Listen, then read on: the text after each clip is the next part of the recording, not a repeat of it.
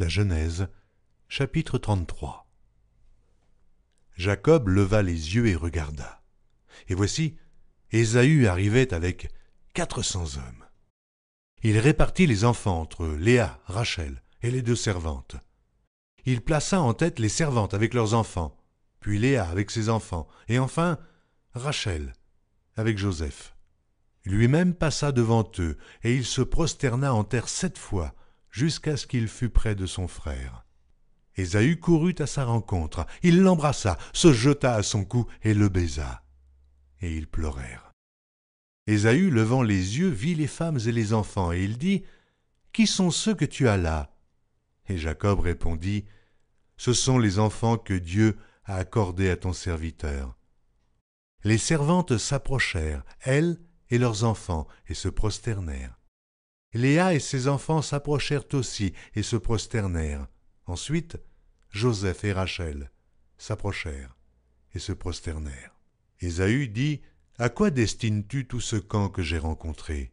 Et Jacob répondit, « À trouver grâce aux yeux de mon Seigneur. » Ésaü dit, « Je suis dans l'abondance, mon frère, garde ce qui est à toi. » Et Jacob répondit, « Non, je te prie, si j'ai trouvé grâce à tes yeux, accepte de ma main mon présent, car c'est pour cela que j'ai regardé ta face comme on regarde la face de Dieu, et tu m'as accueilli favorablement.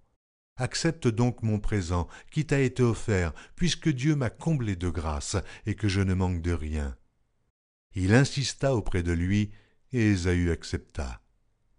Ésaü dit, « Partons, mettons-nous en route, j'irai devant toi. » Jacob lui répondit, « Mon Seigneur sait que les enfants sont délicats, et que j'ai des brebis et des vaches qui allaitent. Si l'on forçait leur marche un seul jour, tout le troupeau périrait. Que mon Seigneur prenne les devants sur son serviteur, et moi je suivrai lentement, au pas du troupeau qui me précédera, et au pas des enfants, jusqu'à ce que j'arrive chez mon Seigneur, à Séhir. » Ésaü dit, « Je veux au moins laisser avec toi une partie de mes gens. » Et Jacob répondit, « Pourquoi cela ? Que je trouve seulement grâce aux yeux de mon Seigneur. » Le même jour, Ésaü reprit le chemin de Séhir. Jacob partit pour Succoth.